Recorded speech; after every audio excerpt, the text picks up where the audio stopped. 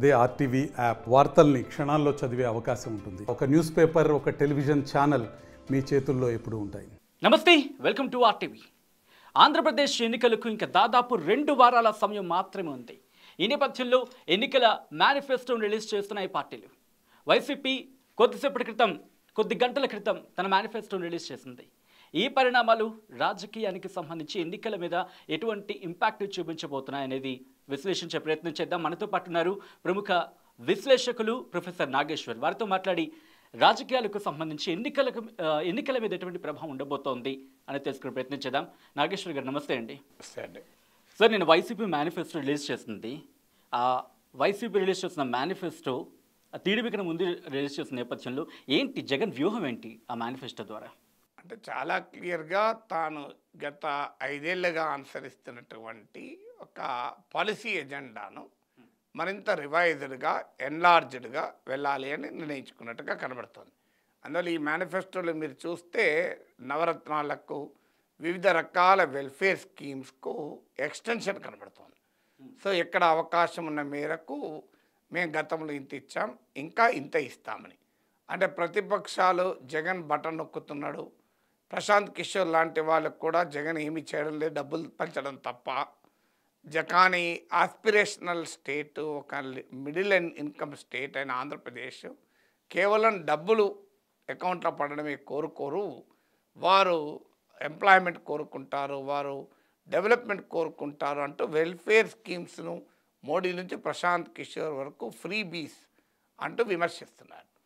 ఒకవైపు జగన్ పథకాలను విమర్శిస్తూ, జగన్ ఈ పథకాలు అమలు చేస్తే శ్రీలంక అవుతుందని విమర్శిస్తున్న వారే మేము ఇంతకన్నా ఎక్కువ పథకాలు తెస్తామని మరోవైపు చెప్తున్నారు. చంద్రబాబు నాయుడు కూడా సూపర్ 6నే ప్రధానంగా ఆయన నమ్ముకున్నాడు. నేను ఈసారి సూపర్ 6 పట్టుకొస్తున్నాను అని. సూపర్ 6 ఏంటి? ఒక రకంగా జగన్మోహన్ రెడ్డి పథకాలకు మరింత కాస్తంత అదనంగా ఇస్తాను అని చెప్పడమే. సో అంటే వెల్ఫేర్ స్కీమ్స్ పైన సైద్ధాంతికంగా ఎవరేం మాట్లాడినా గ్రౌండ్ లెవెల్లో ఆ సంక్షేమ పథకాలకు పొలిటికల్ ట్రాక్షన్ ఉంది అని అందరూ అంగీకరిస్తున్నారు. సో జగన్మోహన్ రెడ్డిని ఎద్దేవా చేసిన వాళ్ళు కూడా ఈ వాస్తవాన్ని అంగీకరిస్తున్నారు. నేను చంద్రబాబు నాయుడు ఇండియా టుడేకి ఇచ్చిన ఇంటర్వ్యూ చూశాను. సో ఆ ఇంటర్వ్యూలో కూడా ఏమంటున్నాడు, నేను 2004 వరకు చాలా డెవలప్మెంట్ చేశాను. ఖైరతాబాద్ నియోజకవర్గాన్ని 3-4 నియోజకవర్గాలు అయ్యాయి. ఇప్పుడు ఆడ నేను హైటెక్ సిటీ కట్టాను, సైబరాబాద్ చేశాను, ఇంత విజన్తో పనిచేశాను, కానీ నాకు అక్కడ ఓట్లే లేదు అని ఆయన వ్యాఖ్యానించాడు. అలాగే 2014-19 నేను ఆంధ్రప్రదేశ్కు చాలా విజన్తో పనిచేశాను, కానీ ప్రజలు నాకు ఓట్లే లేదు. కారణం ప్రజల లెవెల్స్ ఆఫ్ సాటిస్ఫాక్షను, అందుకే ఈసారి సూపర్ 6 తెచ్చాను అని చెప్పి చంద్రబాబు నాయుడు ఇండియా టుడే ఇంటర్వ్యూలో చెప్పాడు. అంటే చాలా క్లియర్గా పైకి ఐడియాలజికల్గా, పొలిటికల్గా ప్రచారంలో ఈ డెవలప్మెంట్ వర్సెస్ వెల్ఫేర్ అన్న నెరేటివ్ తీసుకొస్తున్న రియాలిటీలో జగన్ ప్రత్యర్థులు కూడా అంగీకరిస్తున్న అంశం ఏంటంటే ఈ స్ట్రాంగ్ వెల్ఫేరిజం అనేది రాజకీయంగా ప్రజల జీవన స్థితిగతుల్ని ఎంత మారుస్తాయి అనేది ఒక అంశం. కానీ స్ట్రాంగ్ వెల్ఫేరిజాన్ని మాత్రం ఒక వెరీ పవర్ఫుల్ పొలిటికల్ ఎజెండాగా అందరు ప్రత్యర్థులు కూడా గుర్తిస్తున్నారు. అందుకే జగన్మోహన్ రెడ్డి ఆ విమర్శలు లెక్క చేయకుండా తన వెల్ఫేర్ స్కీమ్స్కు మరింత అదనంగా నేను పథకాలను ఇస్తాను అని చెప్పాడు. ఎందుకంటే జగన్మోహన్ రెడ్డి యొక్క యునిక్ సెల్లింగ్ ప్రపోజిషన్ యూఎస్పీఏ వెల్ఫేరిజం. జగన్మోహన్ రెడ్డికి ఉన్న అడ్వాంటేజ్ కూడా ఏంటంటే ఆయన రాజశేఖర్ రెడ్డి వారసుడిగా ఒక సహజ నేచురల్ ఇన్హెరిటెన్స్ వచ్చింది, బ్రాండ్, వెల్ఫేర్ బ్రాండ్. ఎందుకంటే రాజశేఖర్ రెడ్డి అనేక రకాల ఇన్నోవేటివ్ వెల్ఫేర్ స్కీమ్స్కు ఆద్యుడు. ఫీ రీయింబర్స్మెంట్, ఆరోగ్యశ్రీ ఇలాంటివన్నీ అంతకుముందు ఎక్కడా లేవు. ఆయన కొత్తగా వెల్ఫేర్ స్కీమ్స్ను ప్రారంభించాడు. చంద్రబాబు నాయుడు ఆ స్కీమ్, ఉచిత విద్యుత్ లాంటి స్కీములను బహిరంగంగా వ్యతిరేకించాడు. ఉచిత విద్యుత్ అమలు చేస్తే కరెంట్ తీగలపైన బట్టలు వేసుకోవాల్సి వస్తుంది అని కూడా విమర్శించాడు. సో అందువల్ల చంద్రబాబు నాయుడుకు ఇప్పుడు సూపర్ 6 అన్నా, ఇంకా వెల్ఫేర్ స్కీమ్ గురించి ఎంత మాట్లాడినా గ్రౌండ్ లెవెల్లో ఆయనను వెల్ఫేర్ స్కీమ్స్ ఐడెంటిఫై చేయడం లేదు. నేను ఇవాళ తిరుపతి నుంచి వచ్చాను. ఆ టాక్సీ డ్రైవర్తో మాట్లాడుతుంటే అని చెప్తున్నాడు, పట్టణాల్లో టీడీపీ ఉన్న గ్రామాల్లో ఇంకా జగన్ పట్ల గట్టిగా ఉన్నారు సార్. ఎందుకంటే చంద్రబాబు అయితే అడ్మినిస్ట్రేషన్ స్ట్రాంగ్ ఉంటుంది అనే భావన ఉంది. కానీ సంక్షేమ పథకాలు జగన్ పట్ల గ్రామీణ ప్రాంత ప్రజలు, పేద ప్రజలు చాలా క్లియర్గా ఐడెంటిఫై అవుతున్నారు అని చెప్పాడు. ఒక సాధారణ టాక్సీ డ్రైవర్. అందువల్ల పొలిటికల్ ఎజెండాగా వెల్ఫేరిజాన్ని జగన్ అనివార్యంగా తన ప్రత్యర్థులకు కూడా అంగీకరించే స్థితికి తీసుకొచ్చాడు. నేను అందుకే చంద్రబాబు నాయుడు ఇండియా టుడేకి ఇచ్చిన ఇంటర్వ్యూలు కోట్ చేశాను. సో అందువల్ల సహజంగానే తనను గెలిపిస్తున్న, తనకు బ్రాండ్గా ఉన్న, తన తండ్రి గారి రాజశేఖర రెడ్డి వారసత్వంగా వచ్చినటువంటి వెల్ఫేర్ బ్రాండ్ ఆఫ్ పాలిటిక్స్ను వైసీపీ మేనిఫెస్టో మరింత ముందుకు తీసుకెళ్తుంది. ఇది మొదటిగా మనం ఈ మేనిఫెస్టోలో కనిపించినటువంటి ఒక రాజకీయ వ్యూహం. ఇక రెండవ రాజకీయ వ్యూహం ఏంటంటే ఈ వెల్ఫేర్ బ్రాండ్ను ప్రవేశపెడుతున్న సమయంలో తన రాజకీయ ప్రత్యర్థుల నుంచి ఒక ప్రశ్న ముందుకు వస్తుంది. డెవలప్మెంట్ను నెగ్లెక్ట్ చేశాడు, అభివృద్ధిని దెబ్బతీశాడు అని, అప్పులు చేసి సంక్షేమాన్ని పంచుతున్నాడు, నేనైతే సంపద సృష్టించి సంక్షేమాన్ని పంచుతాను అంటూ చంద్రబాబు నాయుడు ఒక పొలిటికల్ నరేటివ్ ముందు పెట్టాడు. సో అందువల్ల ఆ పొలిటికల్ నరేటివ్ అంటే పథకాల వరకు చంద్రబాబు నాయుడు కూడా జగన్తో పోటీ పడుతున్నాడు. కానీ ఆ పథకాల అమల్లో జగన్మోహన్ రెడ్డి అప్పులు చేస్తున్నాడు, నేను సంపద సృష్టిస్తున్నాను అనే నరేటివ్ చంద్రబాబు నాయుడు చెప్పాడు. దానికి ఈ మేనిఫెస్టోలో కౌంటర్ జగన్మోహన్ రెడ్డి ఇచ్చాడు. చూడండి అంటూ రకరకాల గణాంకాలను కూడా పెట్టాడు.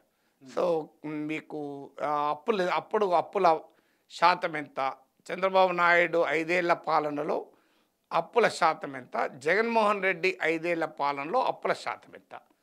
సో ఆ గణాంకాల ప్రకారం జగన్మోహన్ రెడ్డి ప్రజెంట్ చేసిన గణాంకాల ప్రకారం గణనీయంగా చంద్రబాబు నాయుడు హయాంలోనే అప్పుల గ్రోత్ రేట్ ఉంది. కాంపౌండ్ యాన్యువల్ గ్రోత్ రేట్ అంటారు, CAGR ఆఫ్ డెట్ చూసుకుంటే. సో అందువల్ల ఒక రకంగా తన ప్రత్యర్థులకు బలమైన కౌంటర్ ఇచ్చాడు. ఇప్పుడు టీడీపీ సమాధానం చెప్పాలి. ఎందుకంటే పదే పదే జగన్ ఆయన ఆ మేనిఫెస్టో ప్రజెంట్ చేయడం చూశాను. ఇవి క్యాగ్ రిపోర్ట్లు, RBI రిపోర్ట్లు, స్టేట్ గవర్నమెంట్ బడ్జెట్ డాక్యుమెంట్స్, వీటిని మేము కోట్ చేస్తూ చెప్తున్నామని. అందువల్ల ఇవాళ ఆయన టీడీపీ, జనసేన, బీజేపీల పైన ఉన్న బాధ్యత ఏంటంటే whether they agree with Jaganmohan Reddy statistics and ఆయన చెప్తున్న గణాంకాల ప్రకారం, అప్పులు వృద్ధి రేటు చంద్రబాబు నాయుడు హయాంలోనే ఎక్కువ ఉంటాయి.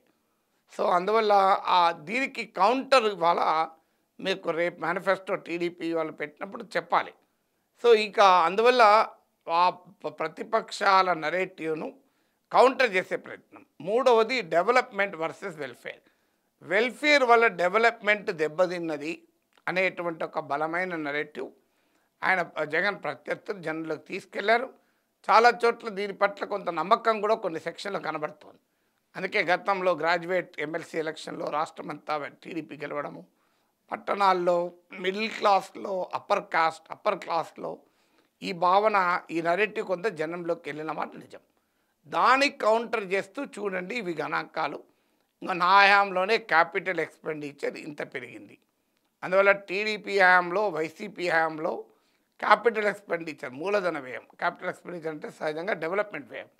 సో ఇది ఎలా పెరిగింది, స్కూల్ బిల్డింగ్లు ఎలా కట్టాం, ఆసుపత్రులు ఎలా కట్టాం, ఇప్పుడు 4 పోర్ట్లు నిర్మిస్తున్నాం, ఇన్ని రోడ్లు వేసాం అంటూ తన డెవలప్మెంట్ రికార్డును కూడా ప్రజెంట్ చేసుకునే ప్రయత్నం చేశాడు.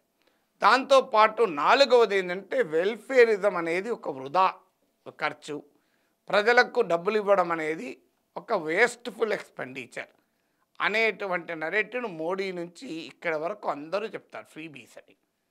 సో అది కాదు, ప్రజల చేతుల్లో ఆదాయం పెట్టడం వల్ల జీడిపి పెరిగింది అంటూ జీడిపి లెక్కలు కూడా ఇచ్చారు. అంటే ఆ చంద్రబాబు పాలనలో 5 ఏళ్ళు, జగన్మోహన్ రెడ్డి పాలనలో 5 ఏళ్లలో జీడిపి పెరుగుదల రేటు ఎంత ఉంది అని చేస్తూ ఒక సవాల్ కూడా ఇచ్చాడు. సంపద సృష్టించాడు అని బాగా చెప్తున్నాడు కదా చంద్రబాబు నాయుడు.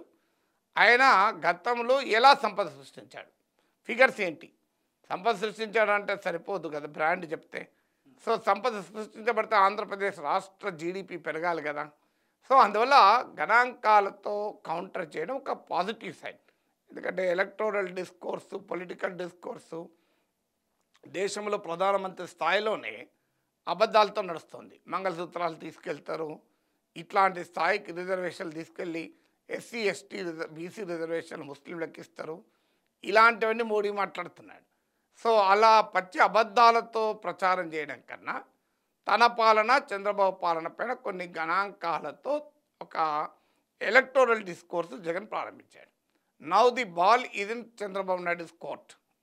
ఈ గణాంకాలను కౌంటర్ చేస్తూ ఇది నిజమా కాదా ఈ స్టాటిస్టిక్స్, ఎందుకంటే అల్టిమేట్లీ స్టాటిస్టిక్స్ ఇది పబ్లిక్ ప్రాపర్టీ, అది వైసీపీ ప్రాపర్టీ కాదు కదా. ఎందుకంటే ఇప్పుడు క్యాగ్ లెక్కలు ఉంటాయి, ఆర్బీఐ లెక్కలు ఉంటాయి, బడ్జెట్ గణాంకాలు ఉంటాయి, ఫ్యాక్ట్స్ ఆర్ ఫ్యాక్ట్స్. సో ఆ ఫ్యాక్ట్స్తో తన వాదన వినిపించాడు. సో ఆ వాదన నిజమా అబద్ధమా అనేది ప్రజల ముందు తన ప్రత్యర్థులకు కూడా చెప్పాలి. అందువల్ల ఒక రకంగా ఎఫెక్టివ్ పబ్లిక్ డిస్కోర్స్ అంటే తన వెల్ఫేర్ మోడల్ని మరింత విస్తృతంగా ఎలా అమలు చేస్తా అని చెప్పాడు.